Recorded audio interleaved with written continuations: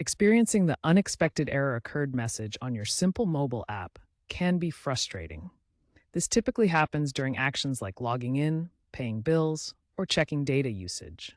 The good news is it's often fixable with a few simple steps. First, understand that this error usually isn't a sign of a major problem. Instead, it points to temporary app glitches, like a corrupted cache or outdated software. The primary solutions involve clearing the app's cache, updating the app to the latest version, and then retrying the action that caused the error. Here's how to tackle the error.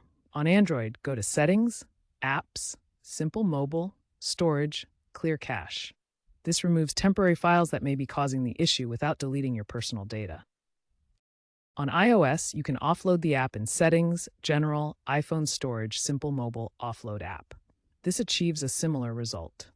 Next, ensure your Simple Mobile app is up to date by visiting the Google Play Store or Apple App Store and checking for available updates. Finally, after clearing the cache and updating, retry the action that initially failed. In many cases, these steps will resolve the unexpected error occurred message. If problems persist, consider restarting your device or checking your internet connection.